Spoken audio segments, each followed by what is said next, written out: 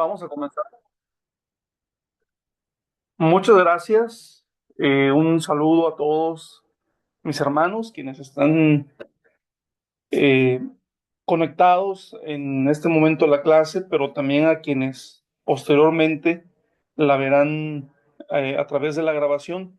Me da mucho gusto saludarles. Deseo que el Señor esté bendiciendo mucho sus vidas. Y en cuanto a la clase, también deseo que la, la estén encontrando interesante, que la estén encontrando eh, provechosa también. Y también quiero mencionarles que la intención de darles información, por un lado, a mí me parece que, que es parte importante, pero lo más importante o lo que para mí resulta verdaderamente relevante no tiene que ver con la información en sí, sino con la manera en la que nosotros recibimos esta información y lo que ocurre con ella, o más bien lo que ocurre con nosotros y con nuestra forma de pensar cuando empezamos a conocer algunos datos importantes. Y bueno, quisiera variar un poquito la dinámica en el sentido de no hacer la pregunta de qué hicimos en la clase anterior, sino más bien iniciar con una reflexión, mis hermanos, sobre por qué ha sido importante tener un recorrido sobre la liturgia de Israel, sobre las diferentes etapas litúrgicas que la Biblia nos presenta, antes de llegar a lo que hoy estamos viendo, o lo que incluso empezamos a ver desde la clase anterior, desde la sesión anterior, que tiene que ver con la liturgia nuestra. Bueno, quiero iniciar mencionando que a mí me parece que como miembros de la iglesia, a todos nos gusta nuestra liturgia, ¿sí? Por lo menos tendríamos que definir que, que hay rasgos muy característicos de la liturgia nuestra, de la iglesia de Dios, del séptimo día, que a nosotros nos gustan, que estamos convencidos en el hecho de que de la forma que hacemos las cosas está bien, nos sentimos cómodos, nos sentimos contentos. Quizá, bueno, nunca va a ser esto al 100%, siempre va a haber áreas de mejora, pero en general pudiéramos decir, estoy satisfecho con la forma en la que mi iglesia, en la que mi denominación a la cual pertenezco, desarrolla los espacios litúrgicos, los espacios del culto, de la adoración. Y creo que está bien, creo que eso es algo muy válido. El problema, creo, que viene a ser cuando ese gusto por la liturgia que nosotros tenemos da un salto más allá y llegamos a pensar que las cosas que hacemos nosotros o como nosotros las hacemos es la única forma en la que se pueden realizar.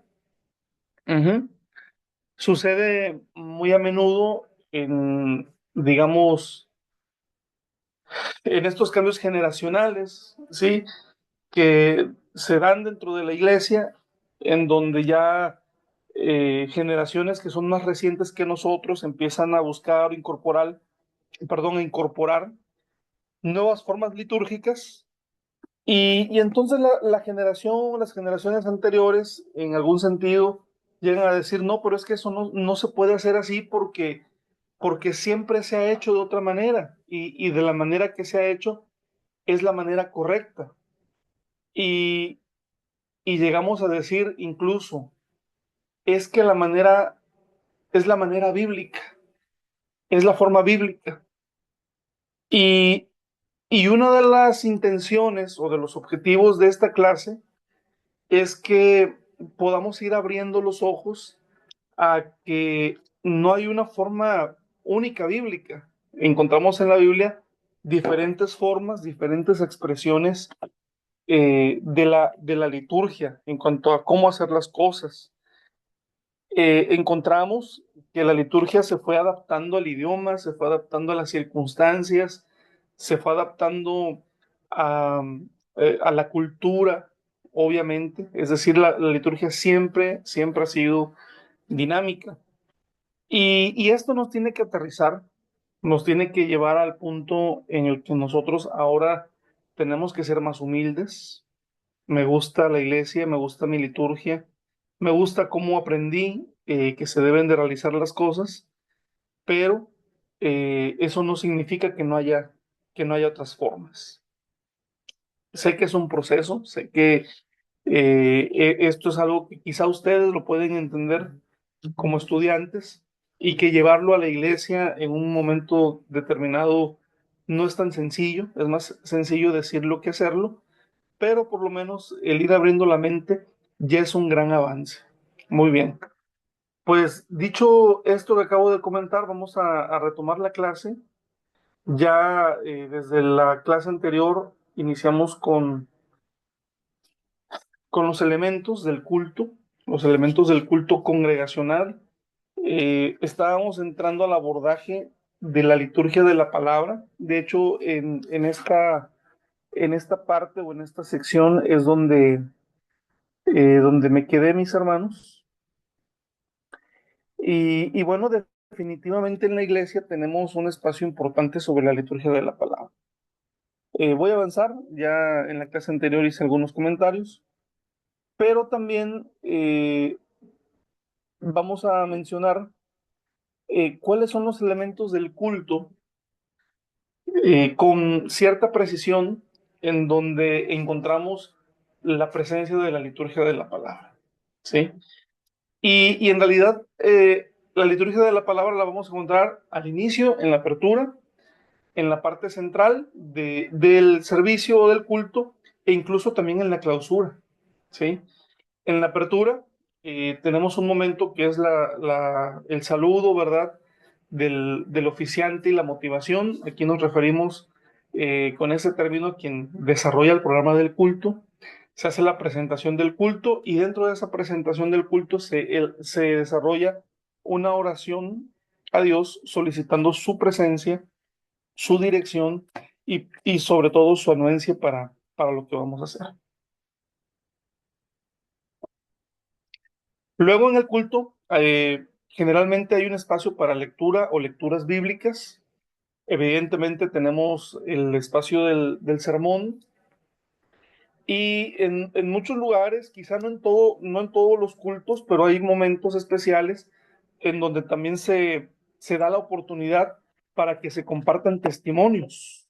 Los hermanos pueden eh, tomar un momento y compartir un testimonio para bendición de todos los asistentes. Después tenemos la parte final del servicio, que es la clausura, un momento muy importante, que es la oración, la que llamamos oración final, porque es la última oración del servicio, y la bendición pastoral o bendición apostólica. ¿Sí? Son momentos muy especiales en donde nosotros entendemos que la liturgia de la palabra tiene una prioridad.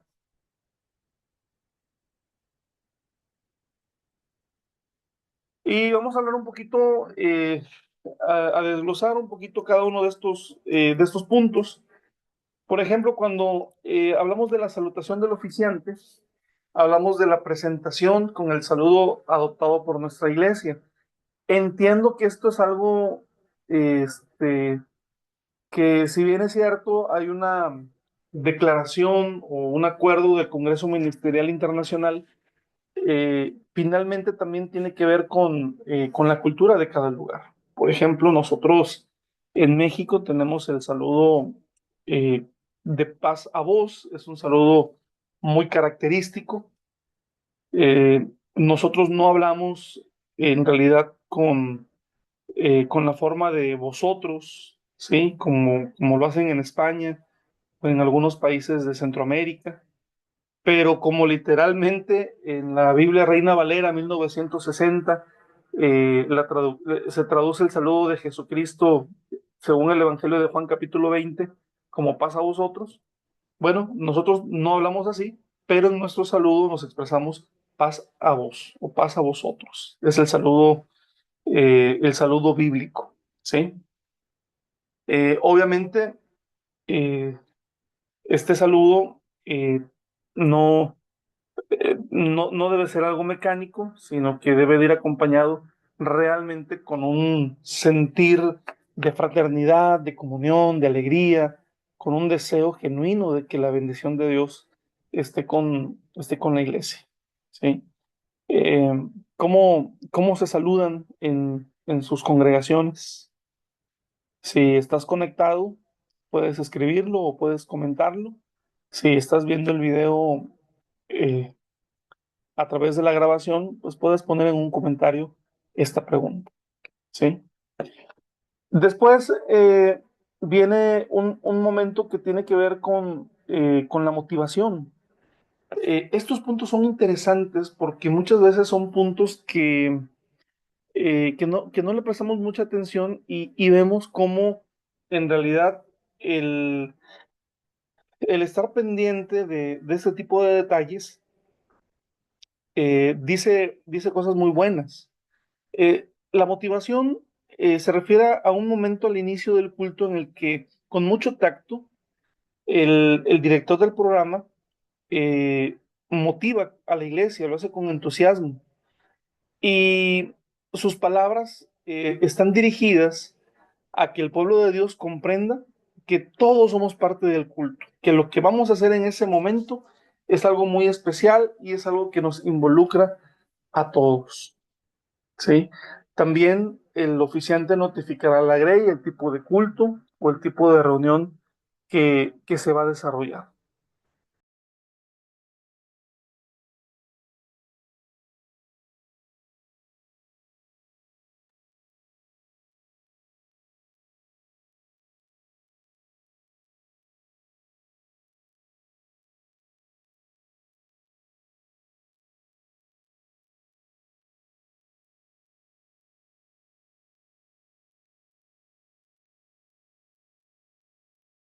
Bueno, el siguiente me parece que se dejó de compartir. Ahí está.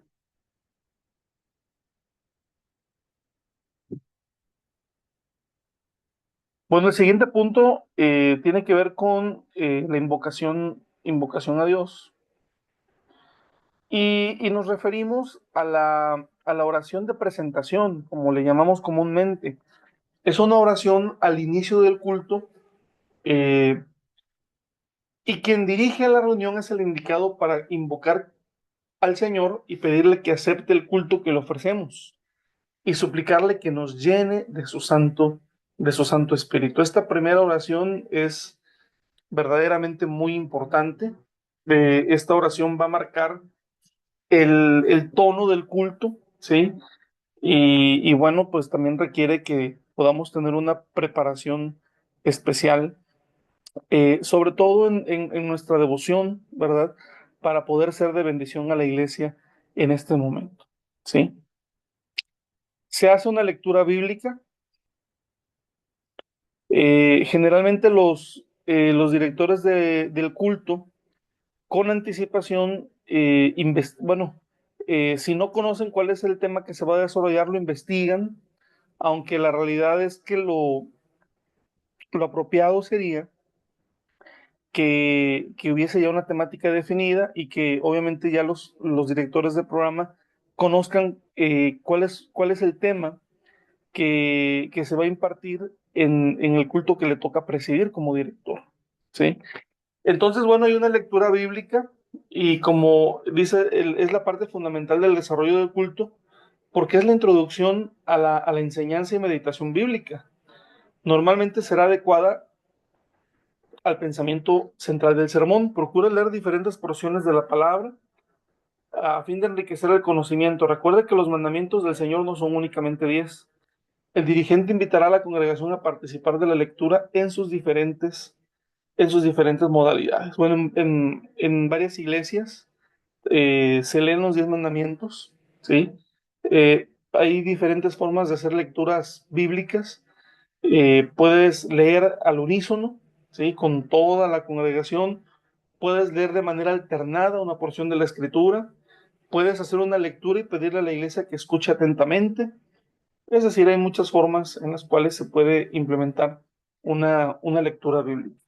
Me parece que es bastante pertinente. Bueno, esto es lo que ya había comentado, ¿verdad? Las formas de hacer una lectura en voz alta por todos o por el director de culto o algún hermano o hermana previamente comisionado. Lectura alternada en diferentes modalidades. El director y la congregación alternan, hombres y mujeres alternan, jóvenes y adultos alternan, padres e hijos, etcétera. ¿Sí? Esto brinda dinamismo también, despierta el interés.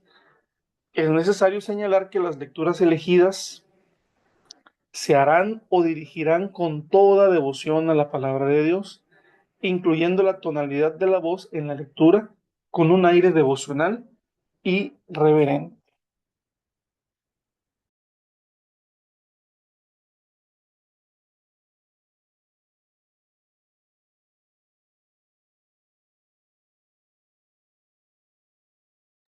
El sermón. Es indispensable que el expositor sea una persona de buen testimonio, preparado en la oración y estudio del tema a exponer. Nunca usará el sermón para ofender y expresar resentimiento, solo para llamar al arrepentimiento, para motivar a las buenas obras, confiar en Dios y enseñar la voluntad del Señor. Digo, no me detengo mucho, sé que hay mucho que se puede decir con relación al sermón, hermanos, pero la clase no es de homilética, ¿sí? Simplemente estamos describiendo los elementos del sermón, pero, perdón, los elementos del culto, pero obviamente haciendo algunos comentarios, ¿sí? Avisos y notificaciones. Bueno, qué curioso, ¿verdad? Esto de avisos y notificaciones es una parte que no es nada bíblica, pero está presente yo creo que en todos los cultos. Toda alusión personal deberá reducirse a la más mínima expresión. Asimismo, deberá evitarse todo tipo de avisos de comidas, negocios, labores y eventos que no tienen que ver en absoluto con la parte cúltica del programa. Una vez terminado el culto, se hará de manera breve.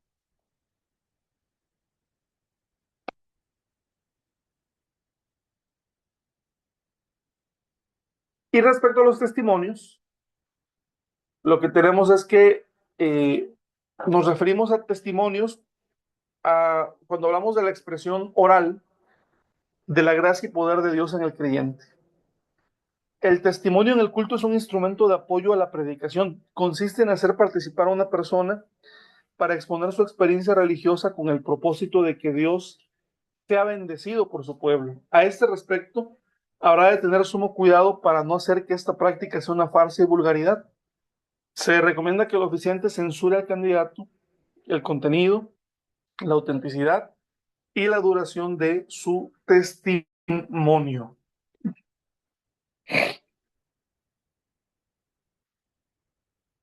Eh, para dar un testimonio, hermanos, es suficiente 5 o 7 minutos. En muchas ocasiones entendemos mal lo que es el testimonio y bueno, tenemos a hermanos de la iglesia que están digamos que en mucha aflicción y que se desahogan ante la congregación de lo que es su aflicción, ¿sí? Y bueno, es bueno para ellos porque es una catarsis, pero estamos en un culto congregacional, así que necesitamos tener orden. Eh, es importante que el director de programa este, tenga la habilidad de poder, de alguna manera, regular este tipo de situaciones. La oración final es la culminación del culto a Dios, del culto divino. Se recomienda hacerse de rodillas y debe ser dirigida por el pastor o en su defecto por el copastor. Y número 10, junto con la oración final está la bendición a la congregación. Toda alusión personal deberá reducirse al mínimo. Se recomienda el uso de la bendición usada por el apóstol Pablo en 2 Corintios 13, del 11 al 13.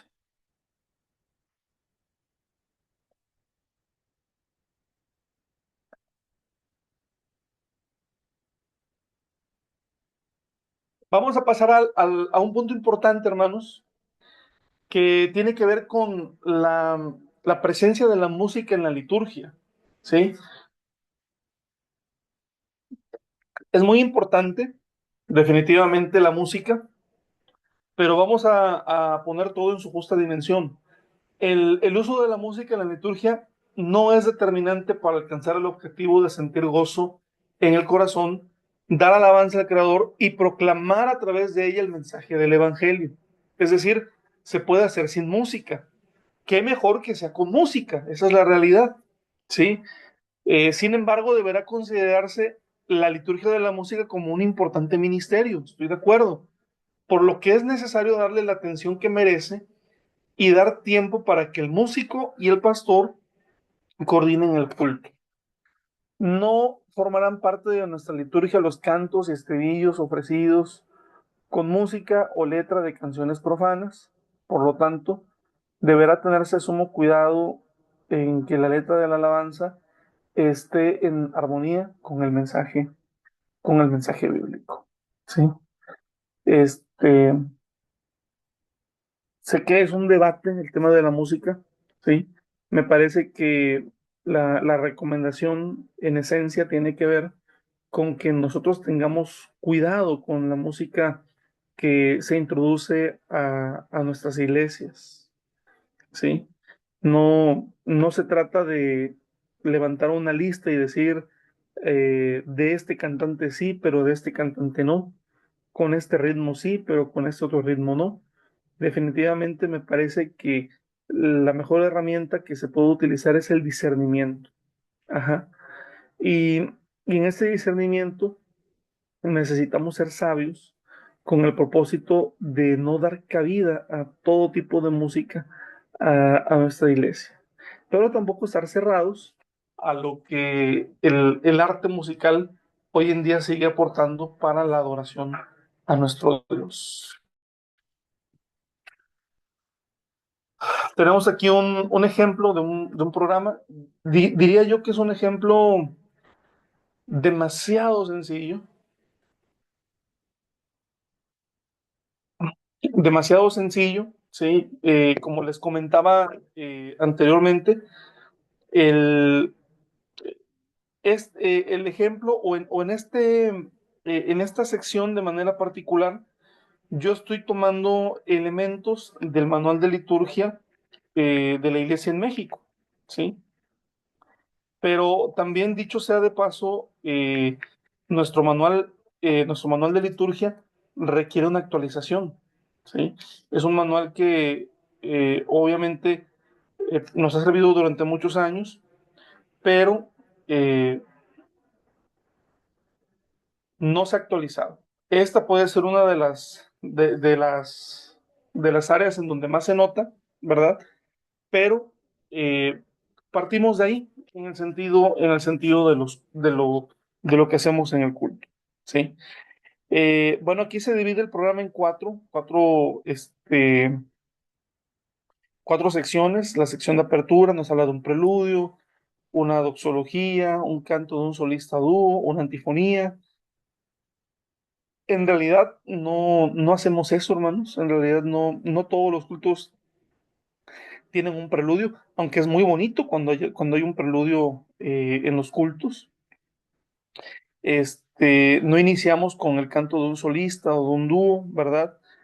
Este, el estilo de canto de la antifonía, donde se alternan dos grupos o voces, bueno, tampoco es algo que se hace. Lo que generalmente hacemos es la oración de presentación, la lectura bíblica, un cántico inicial y las palabras de bienvenida. Pero bueno, este es nuestro ejemplo del manual de liturgia. ¿Sí? Bueno, en las alabanzas tenemos los himnos congregacionales, tenemos los cantos especiales, ¿sí? Espacios para himnos especiales. Y en el caso donde en las iglesias se cuente con un coro, ¿verdad? O con un grupo musical, bueno, también hay un espacio para que puedan desarrollar su don ante toda la congregación, ¿sí?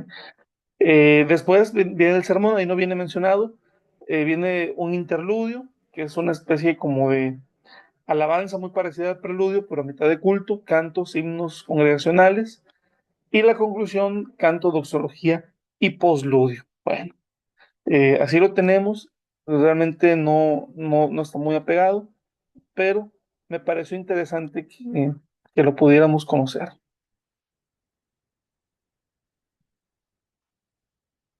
Y viene aquí una descripción, el preludio, ejecución musical o canto especial que precede al culto como una introducción a este. Favorece un clima de recogimiento.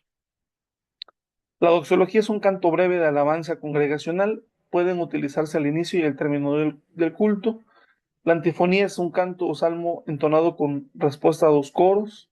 La alabanza son himnos congregacionales que exaltan las virtudes y las acciones divinas, motivan a reconocer la grandeza y la majestad de Dios, o también se trata de pensamientos poéticos de la lectura o la entonación de un salmo.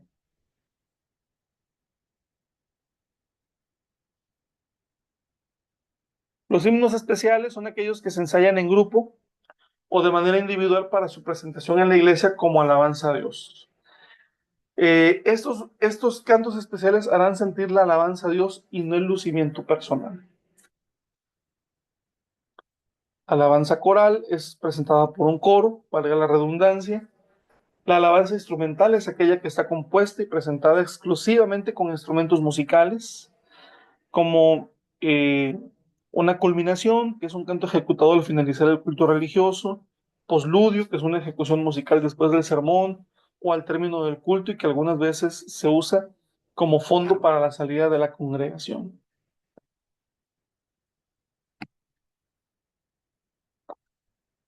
Tenemos también la liturgia de las ofrendas y los diezmos. La recolección de diezmos y ofrendas es una parte importante del culto porque es una muestra de obediencia y adoración a Dios. Se aconseja tener una lectura bíblica que se recitará antes de que pase el colector. Y aquí les comparto algunas citas bíblicas que pueden ser utilizadas como ejemplo. Después de recoger diezmos y ofrendas, oraremos al Altísimo Dios para que multiplique esos dineros y sea un recurso para la expansión del Evangelio. Se pedirá la bendición para quienes cumplen con tan importante deber y motive para hacerlo a quienes aún no lo hacen, para que se gocen de esta bendición.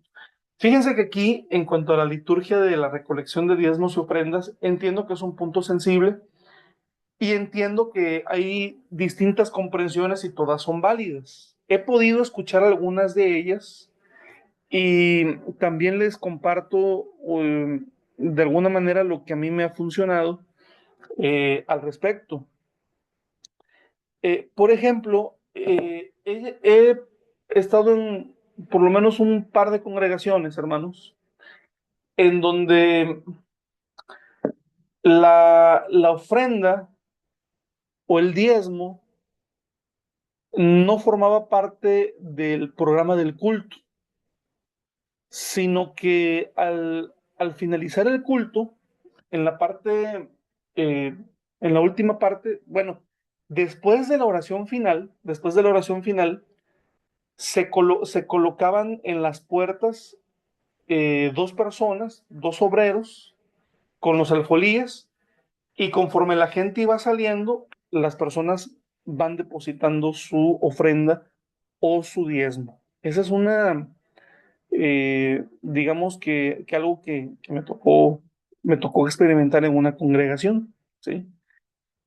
En otra congregación, bueno, no me gustó mucho porque la razón que a mí me dieron es que se trataba de un asunto no tan espiritual, sino material. pero pues yo decía, eh, ¿qué acto más, digamos, de fe puede ser que el entregarle a Dios parte de lo que ha sido, que lo que nace de tu corazón, entregarle a Dios económicamente, ¿sí? Por fe, ¿verdad? O ser fiel en las décimas. Esto es algo muy espiritual y no me gustaba, ¿verdad?, que se hiciera hasta el final. Eh, en otra iglesia, por ejemplo, un pastor eh, ponía el cesto de las ofrendas, se hacía un momento muy especial y la congregación era la que pasaba, iban pasando al frente uno por uno y cada quien daba con alegría. Bueno, también me gustó, ese sí me gustó, se me hizo novedoso, se me hizo atractivo.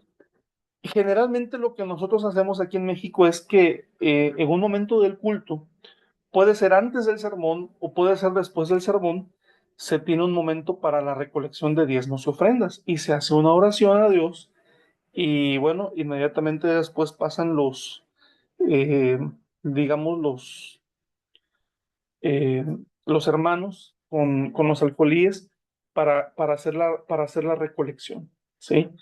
Y bueno, a mí me gusta porque es el momento en el que uno tiene la oportunidad para agradecerle a Dios con una oración muy especial porque nos permite ofrendar. El hecho de que Dios nos permite ofrendar y dar nuestros diezmos es porque Dios ya nos ha bendecido y hay que darle gracias a Dios también porque nos ha bendecido. Pero también es una oportunidad para pedirle a Dios que siga bendiciendo a toda su iglesia, que a quienes están ofrendando y diezmando Dios les bendiga mucho más para que sigan siendo fieles y sigan siendo de bendición y que a quienes por distintas razones no tienen la oportunidad de hacerlo, que Dios les bendiga y que su economía también pueda mejorar, ¿sí? Así es como lo hacemos nosotros actualmente. Eh, Obviamente en muchos lugares tenemos también ya la ventaja eh, de poder hacer uso, ¿verdad?, de la banca virtual. Tenemos hermanos que entregan sus ofrendas o sus diezmos a través de una transferencia, eh, pero aquí en México tenemos, digamos, muchos problemas con Hacienda, se está regulando de una forma como muy quisquillosa todos los ingresos de la iglesia y todavía como que no es muy conveniente, ¿verdad? De alguna manera, abocarnos a que los diezmos y las ofrendas se hagan a través de transferencias y a través de terminales donde tú puedes poner tu tarjeta o tu teléfono. Pero hay casos en donde por distancia sobre todo, porque si tienes culto virtual, hay personas que van a hacerlo a distancia, pues tienes que habilitarles también esa opción. Y eso es algo que antes no teníamos, ¿verdad? El hecho de hermanos que a la distancia ya también participan de la ofrenda y del diezmo.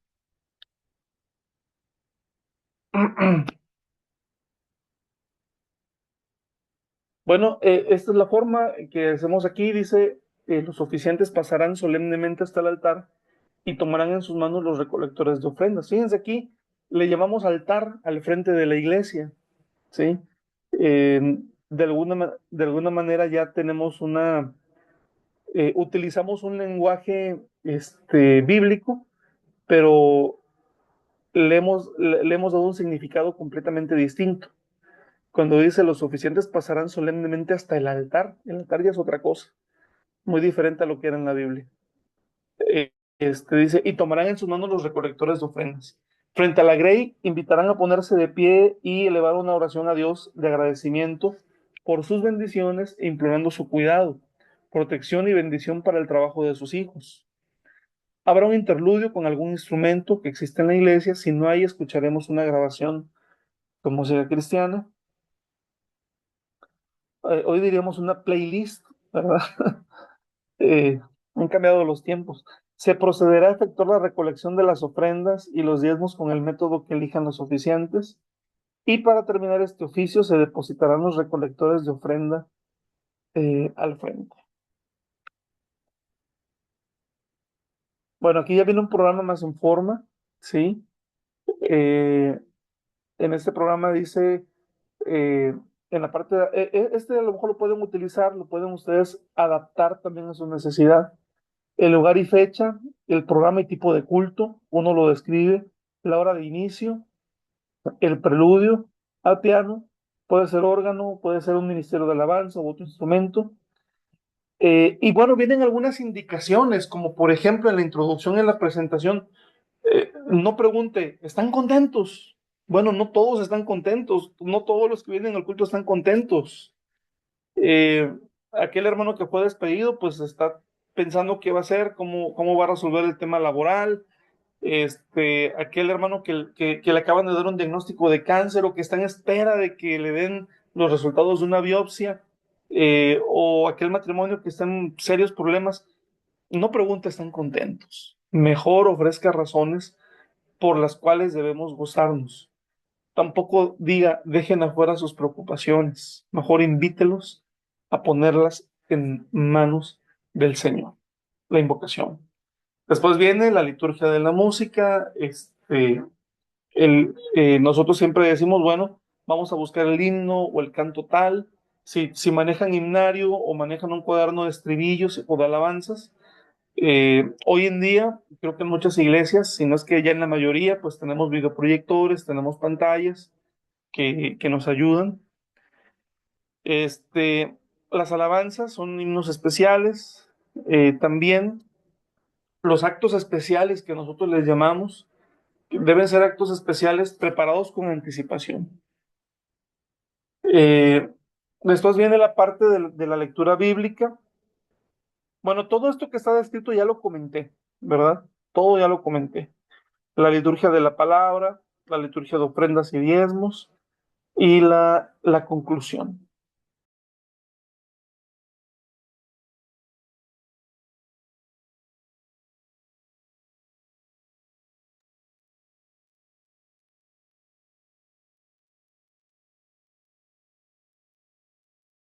Vamos a las ordenanzas. Vamos a las... Sí, muy bien.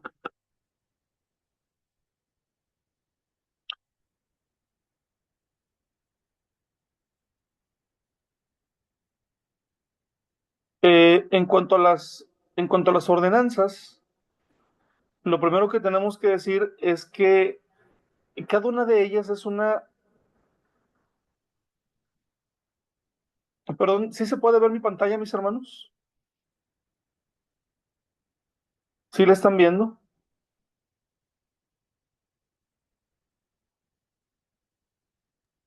Sí, no lo veo. Ok. ¿Sí lo ve? Ok. Eh, ¿Cuáles son las ordenanzas que tenemos como iglesia? Bueno, tenemos el bautismo, la cena del Señor y el lavamiento de los pies, que generalmente también se realiza en el marco de la cena del Señor, momentos después. Y en ellas es necesario distinguir dos aspectos. Por un lado, la realidad que representa y por el otro, las ceremonias en las cuales se realizan. Lo primero es, ¿qué realidad representa cada una de esas ordenanzas? Bueno, cada una de ellas nosotros las hacemos porque fueron ordenadas por el Señor Jesús. Jesucristo ordenó que hiciéramos estas ceremonias. Y el significado que tienen lo que simbolizan son la gracia y el señorío de Jesucristo en todas las áreas de la vida, de manera integral en la vida del creyente. Son celebraciones, expresan la fe de la persona y por esto la persona que participa en ellas bajo la pretensión de sus propios méritos o sin cobrar conciencia de la realidad que representan, las convierte en una costumbre sin sentido.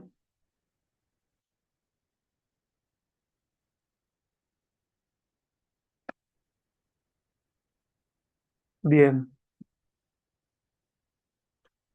También añadimos que mediante los actos que las componen, Estas ordenanzas hacen posible la vivencia comunitaria de la fe en la gracia y señorío de Jesucristo.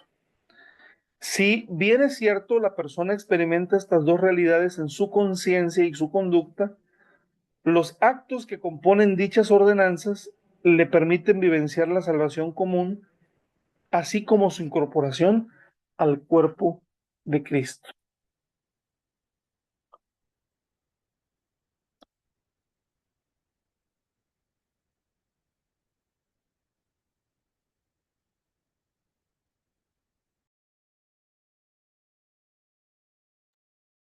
Bueno, vamos a la primera, el bautismo. Todos sabemos y hemos participado del acto bautismal y vamos a ver la realidad que representa. Primero que nada, el acto bautismal, hermanos, es un acto de fe. Ese es el requisito. No, no puedes ser parte de esta ceremonia si no tienes fe en tu corazón. El bautismo es un acto de fe y para el que lo realiza, simboliza la muerte del viejo hombre y el nacimiento del nuevo, el cual nace del agua y del espíritu. Es un acto de fe. Va a morir tu viejo hombre para nacer uno nuevo eh, a los ojos de Dios. El acto manifiesta lo siguiente. El bautismo manifiesta que la persona que en este acto está muriendo espiritualmente para nacer otra vez, es alguien que ha aceptado la justicia de Dios por la fe.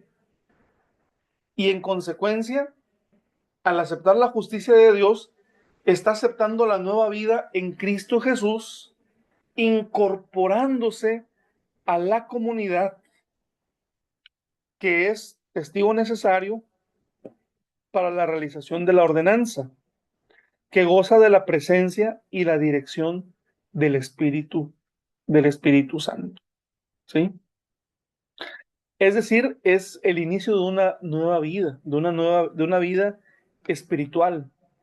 Y el que se bautiza entrega su vida a Cristo, pero al mismo tiempo forma parte, a partir de ese momento, de una comunidad.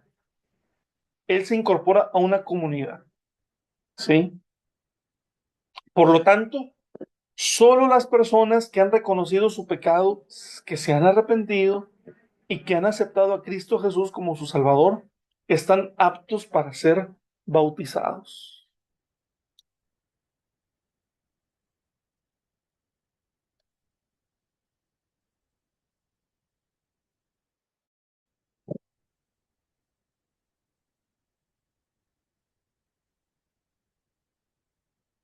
Quienes deben de oficiar la celebración de este acto solamente la puede hacer el ministro o pastor debidamente acreditado en nuestra asociación religiosa. Bueno, esto es aquí en México, ¿verdad?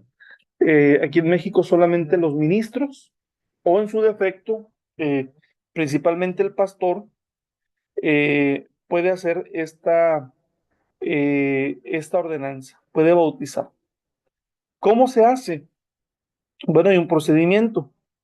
Primeramente, el oficiante y sus colaboradores bajarán al agua donde orarán a Dios, pidiendo que acepte y consagre la ceremonia. Acto seguido, recibirán al candidato con palabras cordiales. Un ejemplo puede ser, bienvenido al agua del bautismo, Dios le bendiga por su decisión. Luego exhortará para que participe fervorosamente en la oración, que en voz alta hará el oficiante. Antes de sumergirlo en el agua, indíquele que, qué es lo que va a hacer y lo que espera que haga. ¿Sí? Eh, bueno, me detengo un poquito en esto, hermanos. Cuando, cuando se, cuando se refiere a orientar a las personas, eh, tiene que ver con lo siguiente, ¿sí? Eh, en muchos lugares, dependiendo de donde uno viva, generalmente el agua para bautizar está muy fría, es un agua muy fría. Y muchas veces a mí me ha tocado ver a personas que se ponen muy nerviosas, que se ponen muy inquietas, muy intranquilas cuando bajan, cuando están ya entrando al agua. Y un factor tiene que ver con que el agua está muy fría, ¿sí?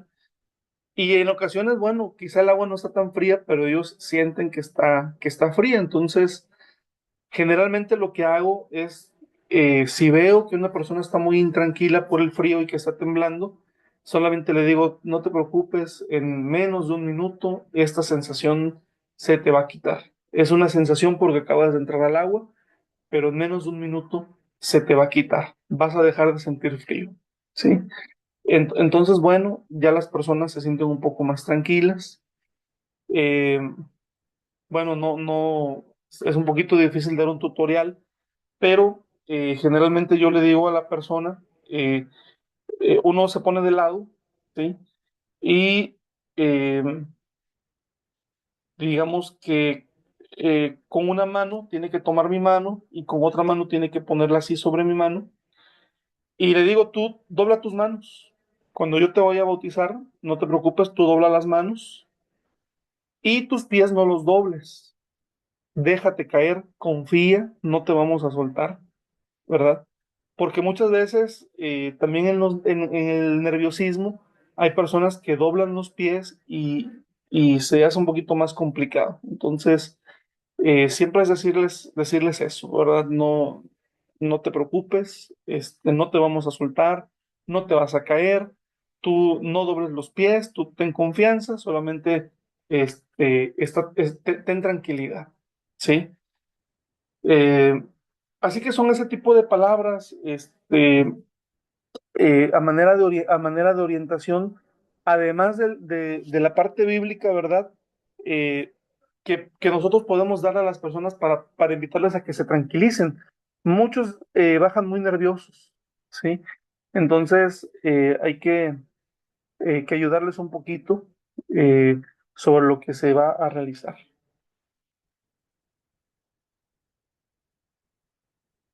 La forma, debido a la etimología de la palabra baptismos, que significa sumergir o inmersión, y que es una analogía clara, ¿verdad? De morir al pecado, sumergir en el agua y resucitar para Dios, emerger del agua. Consideramos que este acto debe realizarse por inmersión total de la persona. Bueno, aquí no hay ninguna controversia. Toda la iglesia de Dios estamos de acuerdo en que el bautismo es por inmersión. En el lugar, mis hermanos, el lugar es donde hay agua que corra.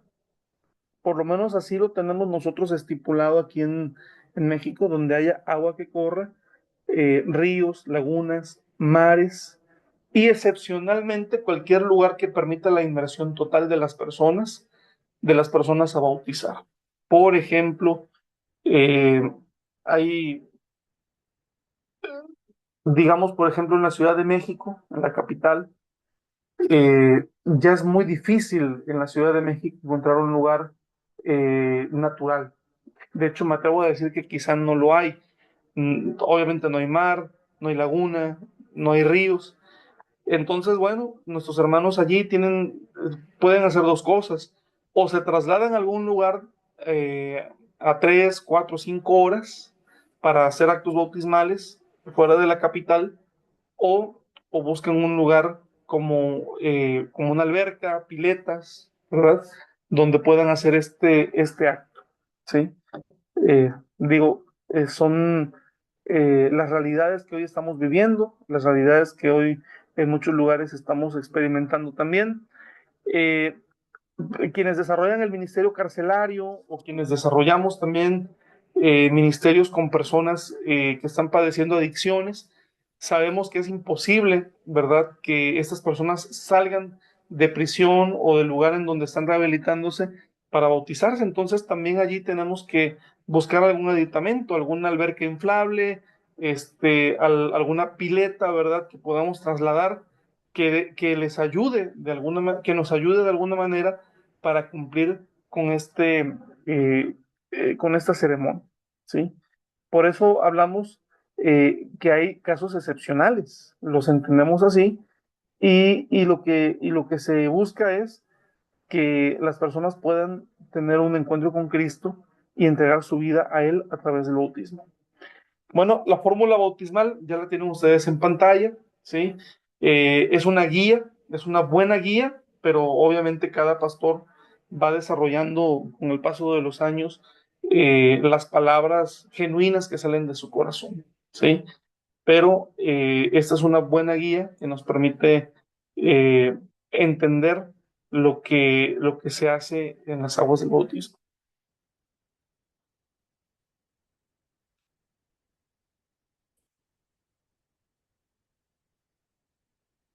Algunas recomendaciones generales, hermanos. Por ejemplo, instruya como pastor con pláticas prebautismales para una mejor comprensión del significado y del acto y para que la ceremonia sea lo más solemne posible. Fíjense que esto es algo que a mí me gusta mucho de la iglesia de Dios, me encanta mucho de la iglesia de Dios, porque realmente para nosotros la comprensión de lo que es el bautismo está lleno de mucha solemnidad.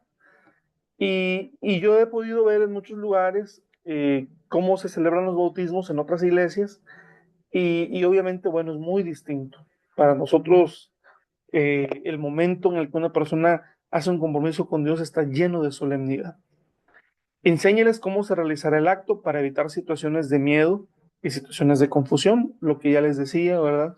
Este, si tienen mucho frío al entrar al agua, denles palabras de tranquilidad, eh, coméntele cómo va a bajar a las aguas del bautismo, qué es lo que usted va a hacer, qué es lo que pide usted del candidato, etcétera. Instruye a los candidatos sobre la conveniencia de usar ropa que no sea transparente al estar mojada, que no sea tan amplia porque flota al entrar al agua y crea incomodidad. Y el color no es lo más trascendente, es bonito, ¿sí? Pero no es lo esencial. Evite administrar el bautismo a personas que por la emoción del momento deciden bautizarse. Eh, Esto no es una regla, es una recomendación, hermanos. Y como recomendación, debo decir que hay pastores que acatan esta recomendación y hay algunos que dicen, eh, Dios sabe lo que hace y si esta persona quiere bajar a las aguas, no se le va a impedir. Pero bueno, son recomendaciones. Instruye a la iglesia a fin de que la estancia en la ceremonia sea reverente, no la asocie con un día de campo. El atuendo sugerido recomendable para los oficiantes en esta ceremonia es pantalón oscuro y camisa blanca. No es indispensable usar corbata. Este atuendo nada tiene que ver con algún simbolismo, solo son aspectos de comodidad y aspectos que tienen que ver con el decoro. Después viene otra recomendación, la recepción de los nuevos miembros se llevará a cabo en el templo ante la congregación en caso de celebrar cultos de escuela sabática o de adoración en el mismo día de la ceremonia. Estos deberán ser cuidadosamente planeados, evitando todo tipo de improvisaciones. Designe comisiones diversas, orden, acomodo, información, instalación de vestidores, limpieza, etcétera. Procure equipo necesario para una mejor organización y respete los horarios establecidos. Elija con anticipación el lugar y cerciórese de que la profundidad del agua sea la apropiada y que el lugar esté libre de peligros. Solicite por escrito permiso a las autoridades, indicando fecha, hora y lugar, y la comisión de limpieza dejará el lugar ordenado. Bueno, mis hermanos, vamos a hacer un receso de 10 minutos. Vamos a hacer el receso y en 10 minutos regresamos.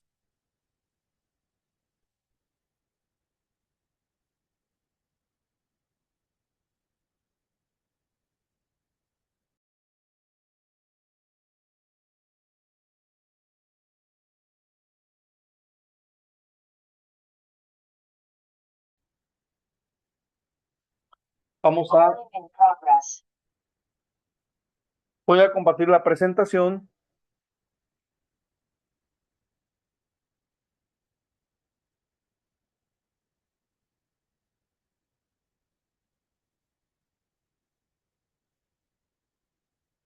Y vamos a pasar a la siguiente ordenanza,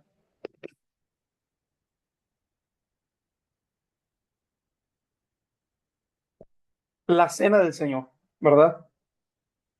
La cena del Señor es un culto en el cual debe prepararse un culto de preparación previo al memorial. Entendemos que es el culto que hacemos en el marco de la cena del Señor, ¿sí? Cuando menos con una hora de anticipación antes de efectuarse dicho evento. El objetivo de este culto es ambientar espiritualmente a todos los miembros para celebrar con solemnidad y reverencia el acto sublime de la cena del Señor, exponiendo ante la grey la trascendencia misma que encierra el significado de sus símbolos. Uh-huh.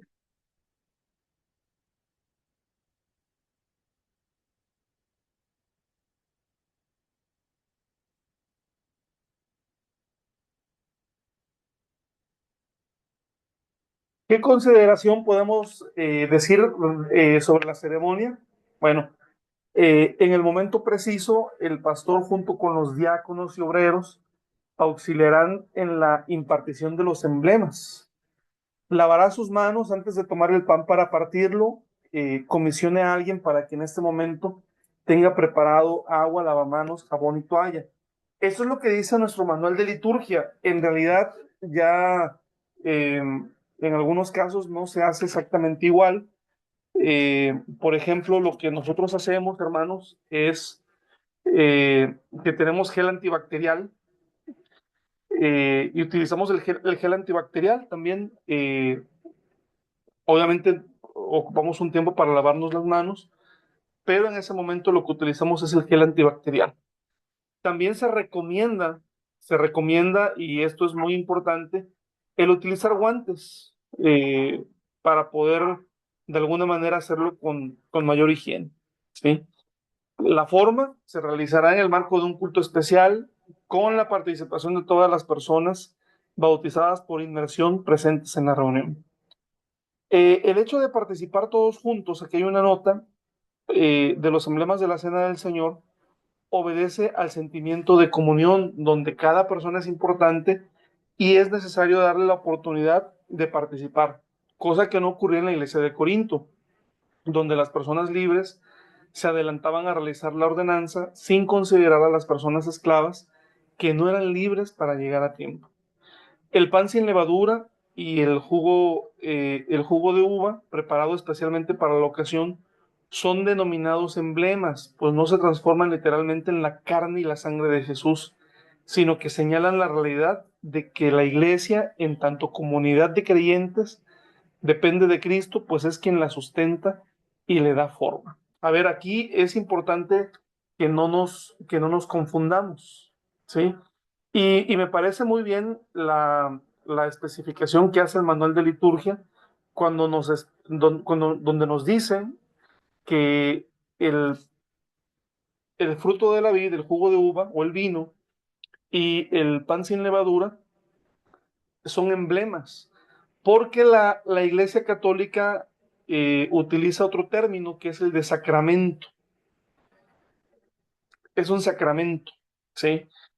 Y bueno, la palabra sacramento tiene una connotación distinta, por lo menos dentro del mundo del catolicismo, tiene la connotación de que literalmente esto, eh, el, digamos que el jugo de uva o el vino, o en su defecto el pan o la hostia que ellos utilizan, literalmente se convierte en el cuerpo de Cristo. Para nosotros esto no es así.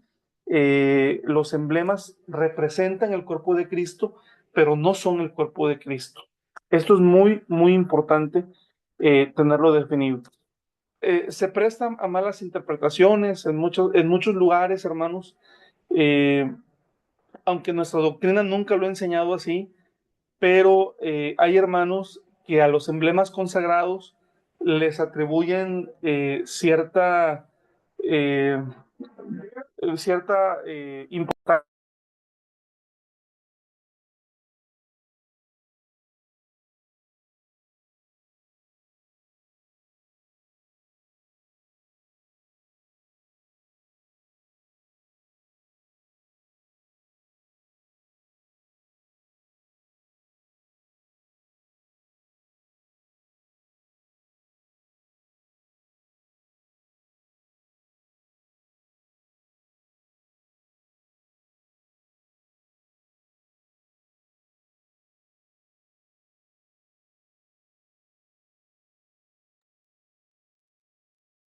Perdón, les decía que se le atribuye cierta importancia, por ejemplo, eh, como que se tiene que repartir con las personas enfermas. Hay personas que de repente pues le atribuyen eh, cierto poder mágico, hermanos. Yo sé que la palabra mágica nunca lo utilizamos, pero es la forma en la que se me facilita definirlo, ¿verdad? Entonces, no, hermanos, los emblemas cumplen una función, son consagrados para la función que cumplen, pero no son literalmente el cuerpo del Señor ni la sangre del Señor, sino lo representan, ¿sí? Señalan la realidad de que la iglesia, en tanto comunidad de creyentes, depende de Cristo, pues es quien la sustenta y le da forma, ¿sí? Bueno, continuamos eh, con la presentación.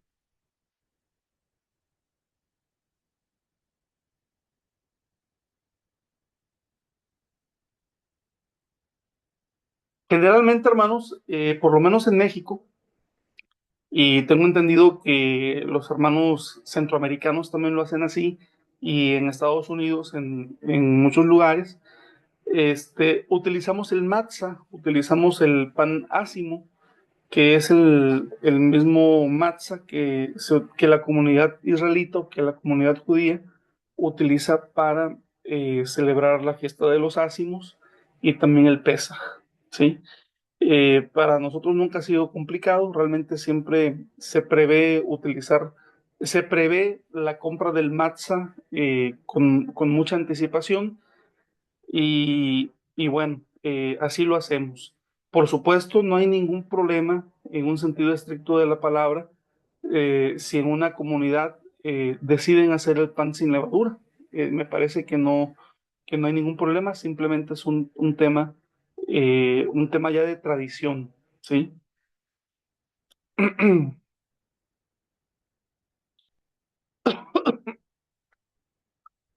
Del pan, el momento de la ceremonia, la voy a leer, dice, teniendo como apoyo bíblico Mateo 26:26 y Lucas 22:19, se tomará el pan orando a Dios para bendecirlo. Se procederá a partirlo considerando el número de participantes. Se repartirá por conducto de los oficiales o de los oficiantes, exclusivamente a los miembros bautizados. El pastor deberá instruir previamente a la congregación para que al momento de recibir el pan no lo coma, sino hasta que todos lo hayan recibido para comer juntos. Y una vez repartido, preguntará si a alguno falta pan y observará que todos tengan su porción para comer. Eh, ya instruido, se dará la orden para comer, leyendo la última parte del texto de Mateo 26:26. Tomad, comed, esto es mi cuerpo. Comamos de este pan para honra y gloria de Dios. Luego el pastor dirá, yo soy el pan vivo que ha descendido del cielo. Si alguno comiere de este pan, vivirá para siempre, y el pan que yo daré es mi carne, la cual yo daré por la vida del mundo. Juan 6:51. Respecto al partimiento del pan, hermanos, miren, eh, por gracia de Dios, eh, he tenido la bendición de pastorear eh, en la mayoría de los casos iglesias grandes.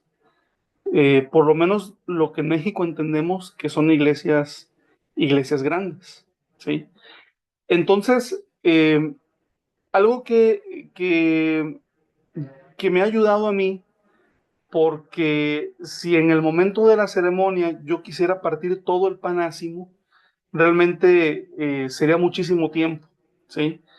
Lo que hago generalmente es unas 2 o 3 horas antes de que inicie el culto de la Cena del Señor, eh, parto una buena porción del pan ácimo, ¿sí? Por ejemplo, este año utilizamos 3 cajas y en realidad partí 2 cajas y dejé una caja para que la tercera caja fuese la que se partiera en el momento de la ceremonia, porque tienes que partir el pan, por un lado. Por el otro lado, también, con los pastores adjuntos, ellos también participaron del partimiento del pan, y eso también, de alguna manera, evita que tardemos mucho, ¿sí? ¿Por qué comento esto, hermanos? Porque en una congregación en donde vas a impartir la cena del Señor a un grupo de 20 o 30 personas, no, no hay mayor inconveniente, pero, por ejemplo, a nosotros nos toca hacerlo para 300. Entonces, sí tenemos que hacer algunas cosas, una preparación previa con el propósito de tomar en consideración los tiempos, ¿sí? Bueno, siguiente presentación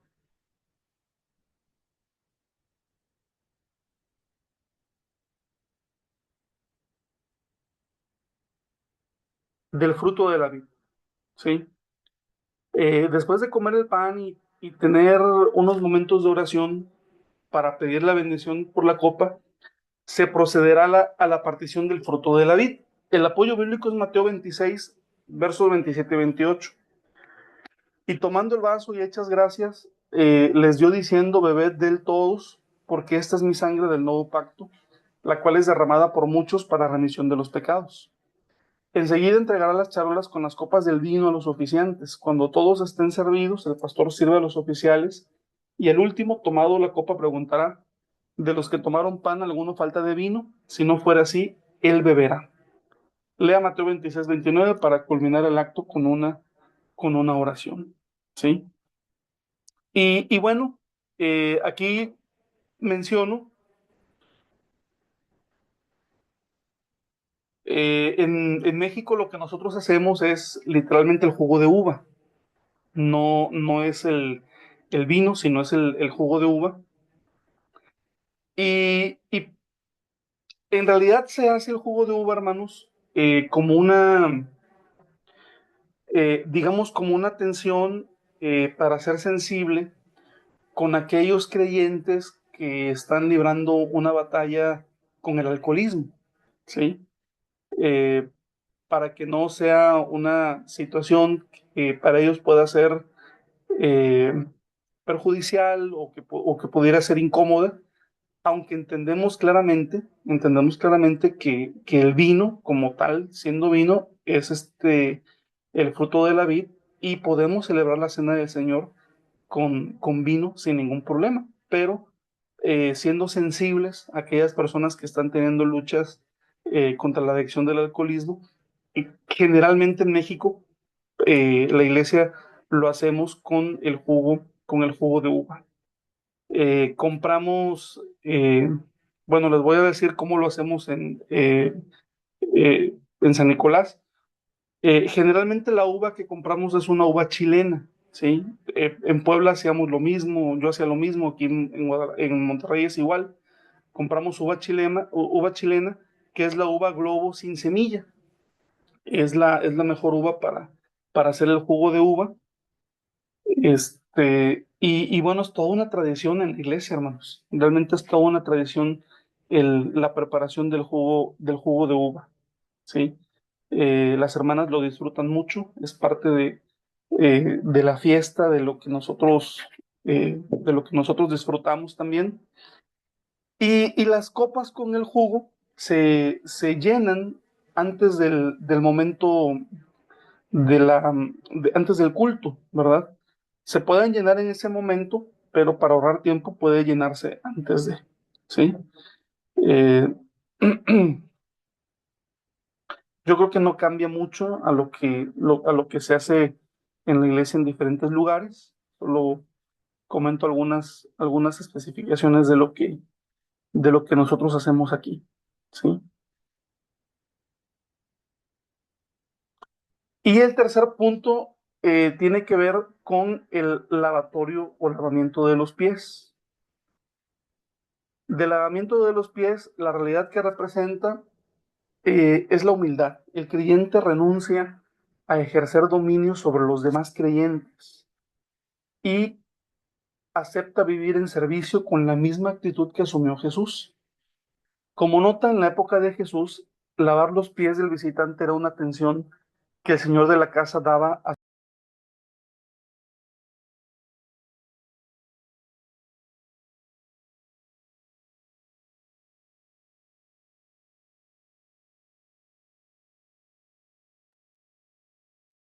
¿De qué forma se realiza? Bueno, quienes participan en el lavatorio son las personas bautizadas. Las mismas personas que participan en la cena del Señor son quienes participan del lavatorio de los pies. Y consiste en mojar y secar los pies a por lo menos una persona. Una vez terminada la cena del Señor, inmediatamente se dará lectura a Juan 13, del 2 al 17, para introducir el ejemplo cristiano de humildad, el lavatorio de los pies. El pastor tendrá ya preparada suficiente agua, recipientes y toallas, así como el personal disponible para llenar con agua los recipientes y proveer de toallas a cada uno de los participantes. Orientará acerca de la manera de efectuar este acto. Tanto el ceñirse la toalla como el lavado de los pies se realizará en un marco de mucho respeto y mucha humildad. De ser posible, se realizará en algún salón anexo preparado con este propósito. Se procurará mucho orden para no restar seriedad a este acto y se recomienda guardar silencio en el lavatorio. Eh, ¿Qué les puedo decir? Bueno, nosotros lo que hacemos es hacer el lavatorio de los pies y después del lavamiento de los pies regresamos otra vez al templo para finalizar ya el culto completamente, para hacer una oración final, ¿sí? Eso es lo que hacemos. Tengo entendido que no necesariamente se hace así en todos los lugares. Hay lugares en donde se finaliza el culto con la ceremonia de la cena y se le indica a la iglesia, a los bautizados, que procedan a ir al lavatorio de los pies y que después de este acto pueden ya retirarse a sus hogares. Me refiero a la iglesia de Dios del séptimo día. Tengo entendido que hay lugares donde así se realiza. Me parece que en ambos casos se cumple con el mandato de Jesús. Lo que, lo que sí les quiero decir, hermanos, por ejemplo, es que aquí en Monterrey hace 4 años, 4 años y medio, la ciudad experimentó una escasez de agua histórica. Fue una situación muy difícil para quienes vivieron aquí. Yo no estaba radicando con mi familia en ese entonces aquí en Monterrey y me compartieron que en una congregación, como un acto de conciencia sobre el cuidado del agua, decidieron hacer el lavatorio utilizando botellas de agua purificada, es decir, las botellitas de agua que compramos para tomar, eh, para no gastar tanta agua, ¿sí? Eh, entonces, hicieron la prueba de cuánto era necesario y llegaron a la conclusión de que con una botella de 500 mililitros era más que suficiente por persona para poder hacer el lavatorio de los pies, ¿sí? Eh, este año surge la iniciativa en la congregación local de hacerlo así, para no gastar tanta agua, hermanos. Y dijimos, bueno, vamos a hacerlo, vamos a probarlo, vamos a intentarlo. Y déjenme decirles que fue un ejercicio muy bonito porque la iglesia se sintió bien de cumplir con el lavamiento de los pies, pero también de decir, pero estamos cuidando el agua, porque ya nos dimos cuenta de lo que es batallar cuando el agua falta, entonces la estamos cuidando. Y no gastamos, hermanos, ni el 10% de agua de lo que gastamos cuando llenábamos baldes, cuando llenábamos toneles, cuando llenábamos recipientes muy grandes, ¿sí? Entonces, bueno, eso es una experiencia bonita que tuvimos. Por supuesto, si ustedes viven en un lugar en donde abunda el agua, quizá para ustedes esto no sea muy relevante, pero, eh, pero por lo menos les comparto esta experiencia que seguramente pues, puede ser algo que les permita pensar en la riqueza que tenemos como iglesia, ¿sí? ¿Qué recomendaciones hay para la cena del Señor? La primera es la puntualidad, hermanos. La primera recomendación es la puntualidad.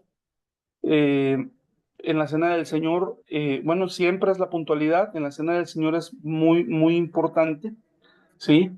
Es conveniente no invitar a personas nuevas a la Cena del Señor. En muchos lugares encontramos que ya no tenemos el espacio y que apenas si cabemos los que vamos a tomar o los que vamos a participar de la Cena del Señor, así que es conveniente no invitar a personas nuevas. Pero, repito, estas son recomendaciones. En cada lugar se toman las mejores determinaciones de acuerdo a, a las decisiones colegiadas que hay. Prevenga un equipo de maestros, preferentemente que no sean bautizados, para la atención de los niños. Aunque en muchos lugares se recomienda que no asistan niños, evidentemente, hermanos, es imposible que no haya niños porque, eh, para empezar, a veces los padres no tienen dónde o con quién dejar a los pequeños, así que hay que prepararse con un equipo, con un equipo de maestros, ¿sí? Prepare con anticipación todo lo necesario. Procure siempre comprar uvas y hacer el jugo. Esto es aquí en México, ¿sí? Si le resulta imposible conseguir uvas, utilice jugo de uva natural embotellado. En la época de la pandemia, por ejemplo, por cuestiones de sanidad, ¿verdad? Por cuestiones de higiene y de evitar el contacto, muchos compramos el jugo de uva que se utiliza para Pesaj, el jugo kosher. eh, entonces, bueno, esa puede ser una buena opción, ¿sí? No envíe oficiales a administrar la Cena del Señor a enfermos en sus casas, hospitales, etcétera. Esta es una recomendación también. Si ha repartido todo el pan y aún falta alguien de recibirlo, pida el pan a algunos hermanos y pártalo para dar a quienes no tienen, ¿sí? Yo generalmente, hermanos, lo que hago, más que esto, lo que hago es que compro un extra de pan, ¿sí? Igual, por ejemplo, en donde el pan se elabora, en las iglesias donde lo elaboran, pueden elaborar un extra de pan también, ¿sí? No haga el culto extenso. Considere que hay hermanos cuya familia no es creyente y tendrán dificultades si llegan tarde o no encuentran servicio de transporte. Además, es muy difícil mantener en quietud a los niños. 9. Si por alguna razón tuviese remanentes de pan y vino, el pastor los recogerá discretamente y en su casa los consumirá, ¿sí? Si algún hermano o hermana llega después de terminada la ceremonia, no deberá administrársele la cena. Evite las representaciones teatrales o el exceso de cantos. No haga nada que destruya el acto o cause malestar a los asistentes. Estas son buenas recomendaciones, hermanos.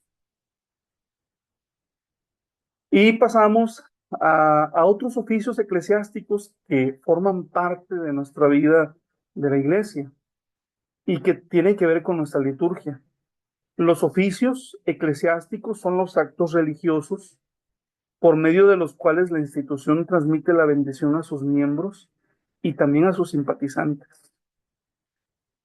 Habilita a una persona escogida para que le represente en los diferentes ámbitos de la vida de la iglesia. Son también el acompañamiento que realiza el pastor a los miembros y simpatizantes en su jornada de fe a lo largo de las diferentes etapas de la vida o por las circunstancias que atraviesan temporalmente. Y tienen como propósito reafirmar que toda nuestra vida es un don de Dios y que necesitamos de su bendición para lograr una existencia plena. ¿Cuáles son estas ordenanzas? Bueno, tenemos la ordenación de los ministros, igual podemos hablar de la ordenación de diáconos, de diaconisas en los países en donde actualmente se da, ¿verdad? La ordenación es el acto mediante el cual la iglesia confirma el llamado de uno de sus miembros a servir en el ministerio pastoral, otorgándole los derechos y facultades que corresponden a su investidura. Este acto es atestiguado y confirmado por la iglesia a la cual servirá. Un ministro en representación de la iglesia impone las manos a quien ha sido escogido y le transmite la autoridad institucional de la administración de los oficios eclesiásticos, la proclamación del Evangelio, la enseñanza doctrinal, la dirección y el aconsejamiento a la comunidad de fe. El acto se realiza en el marco de un culto especial durante el cual se invoca la aceptación del Padre, la comunión del Espíritu Santo y la compañía del Señor Jesucristo, para la realización del acto y el desarrollo del ministerio de quien es exaltado. Es decir, estos cargos, hermanos, que nosotros tenemos en la iglesia, ministros, diáconos, diaconisas, son distinciones que es la misma iglesia, eh, que la misma iglesia quien los otorga a los creyentes, ¿sí? Entendemos por fe que a través de la iglesia Dios está haciéndolo, ¿verdad? Pero claramente, hermanos, es la iglesia y así lo tenemos que visualizar también.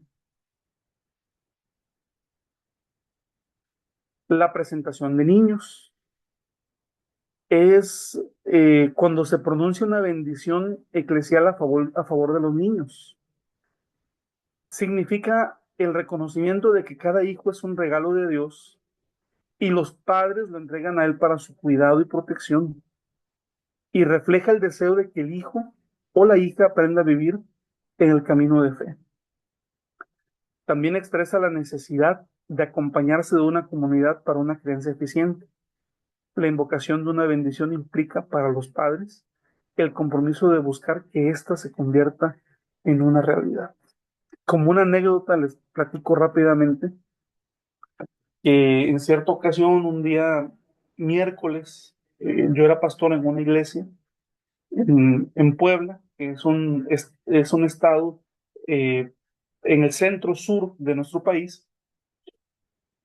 Y entonces llega una familia, yo nunca les había visto, ya tenía yo por lo menos 3 años pastoreando esa congregación, pero no les conocía. Pero ellos llegan, se presentan conmigo, me dicen, hermano, nosotros somos parte de la iglesia, nos presentamos con usted, lo que pasa es que queremos que presenten a nuestros hijos, ¿sí? Eh, y bueno, pues ya los muchachos eran unos adolescentes quienes iban a ser presentados. Entonces, yo dije, bueno, pues por lo menos les voy a dar una palabra, una orientación para que ellos recuerden, ¿verdad? No solamente se trata de cumplir un requisito y decir, ya está bien, ya cumplí el requisito, sino que hay que asumir un compromiso con Dios.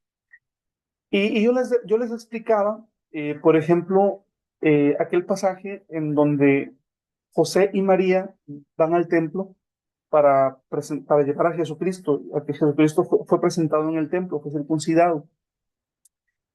Y les decía, por ejemplo, que ellos llevaron una ofrenda, que era la ofrenda de los pobres.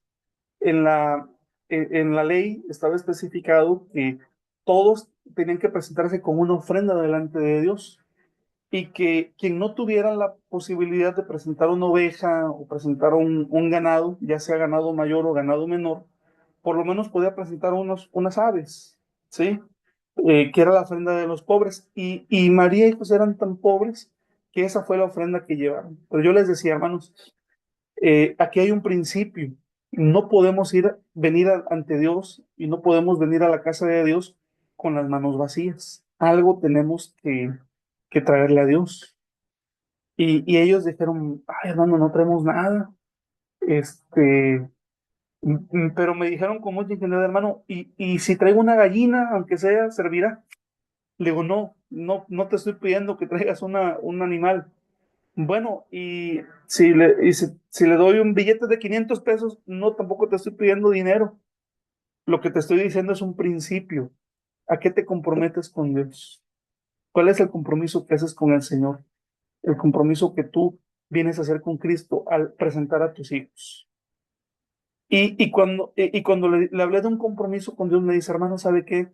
Creo que necesitamos pensarlo muy bien. Denos oportunidad, déjenos platicar y después regresamos para el tema de la presentación de los muchachos.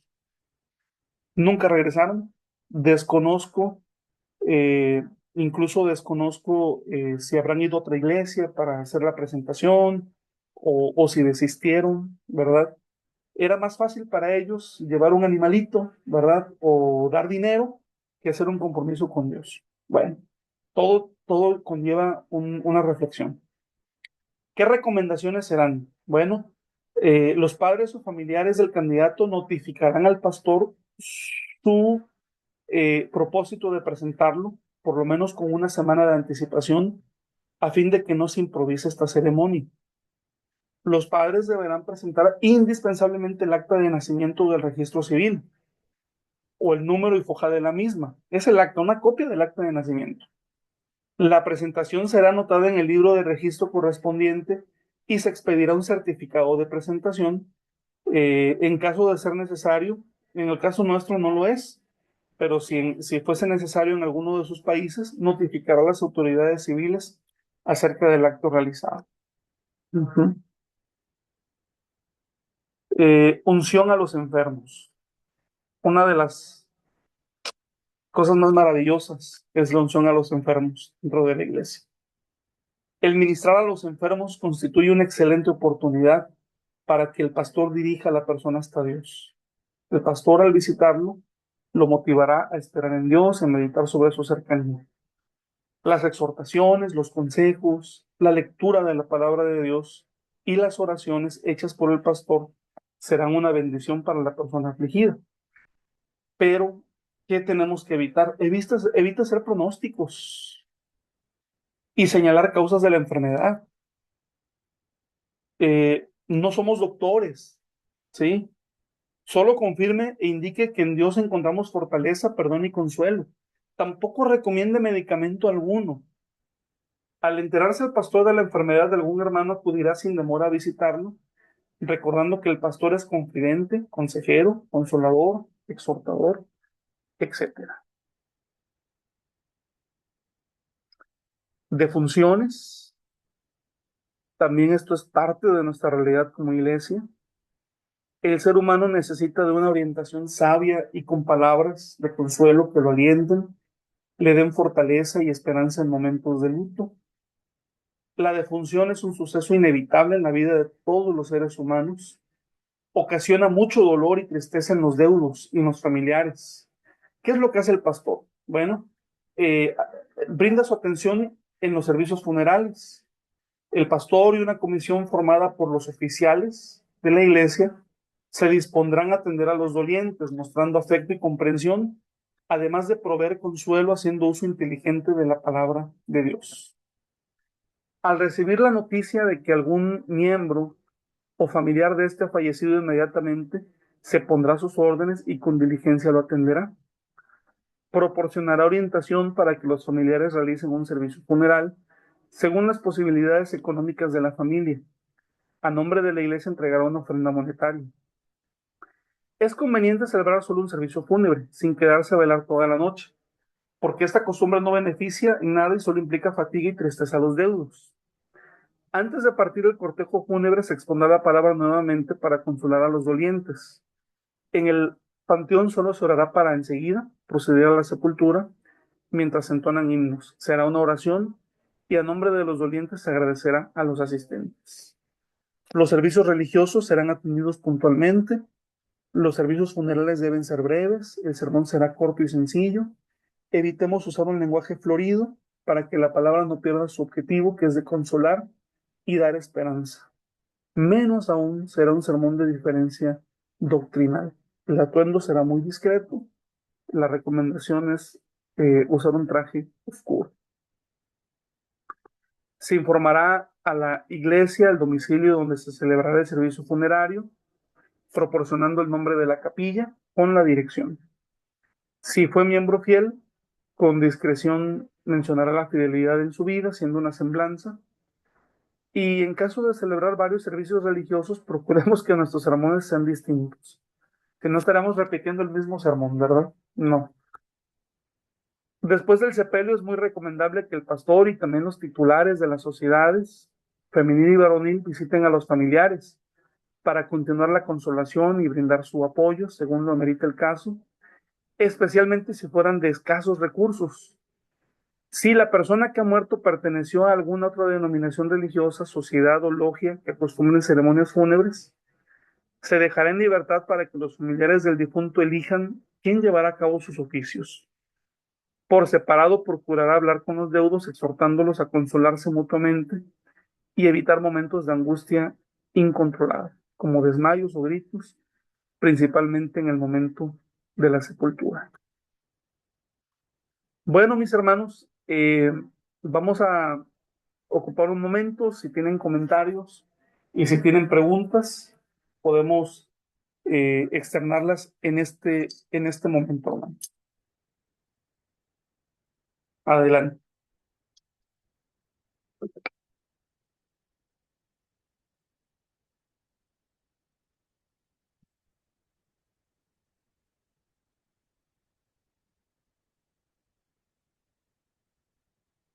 ¿Alguna pregunta, hermanos? ¿Algún comentario?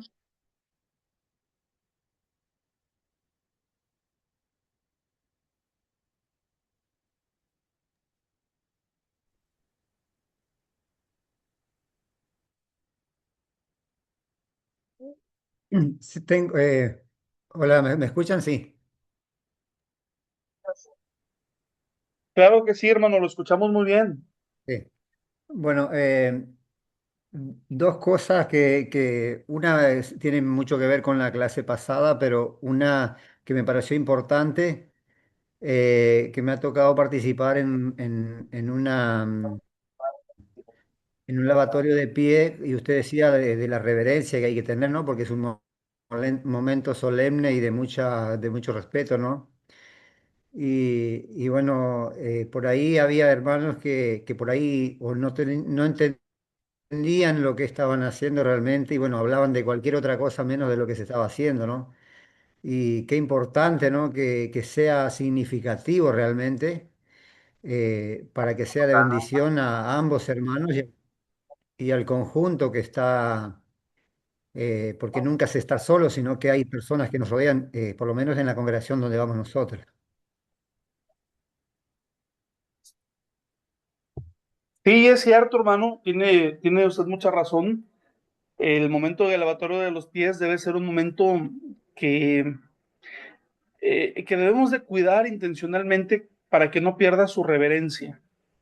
Sí, el simple hecho de pararnos, de ir a otro lugar, de alguna manera pudiera prestarse a hacer comentarios que son ajenos, pero allí ayuda mucho la orientación pastoral antes del lavatorio. A lo mejor el hacer una orientación previa, hermanos, este es un momento importante, es un momento reverente, es un momento en el cual tenemos que reflexionar. Así que invitar a que se haga en un ambiente de oración, en un ambiente de reflexión, ayuda para tener esto presente. Sí, definitivamente. Eh, muy buen comentario, hermano. Así es. Muchas gracias. No, de nada. Y me quedó una pregunta más, si es que puedo. Sí, claro, claro, estamos en ese momento, hermano.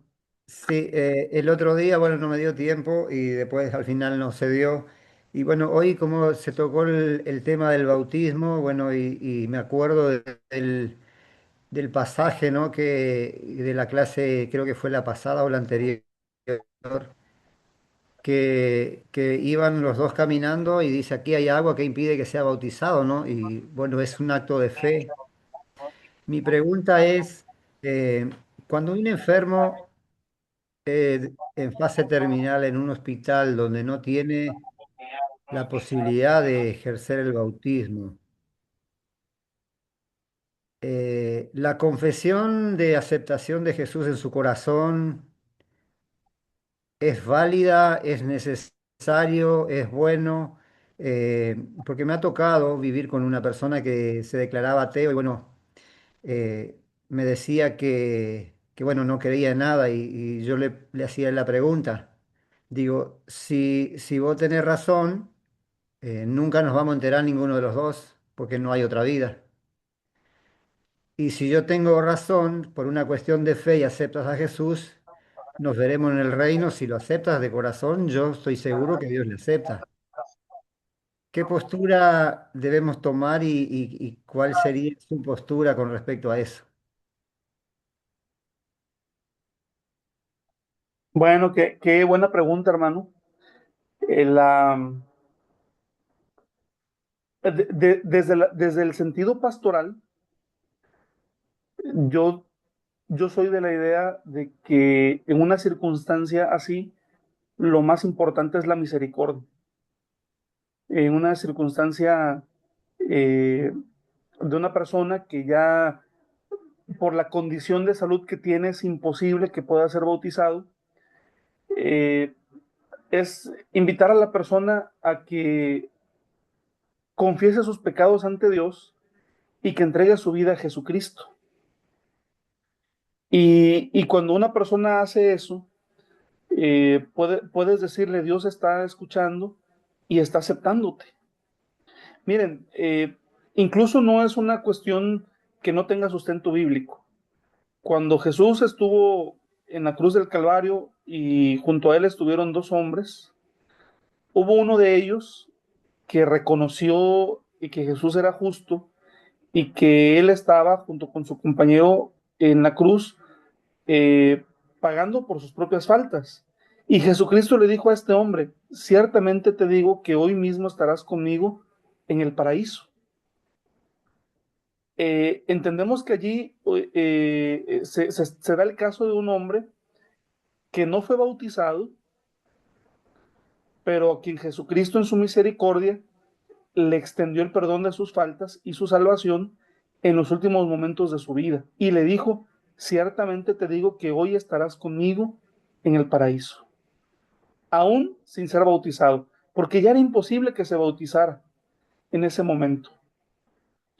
Entonces creo que ese ejemplo nos ayuda a entender, ¿verdad?, que la misericordia de Dios es tan grande que aún la imposibilidad de ser bautizado quizá es una imposibilidad humana, pero esa imposibilidad no limita a Dios para extender su gracia, su misericordia y su perdón.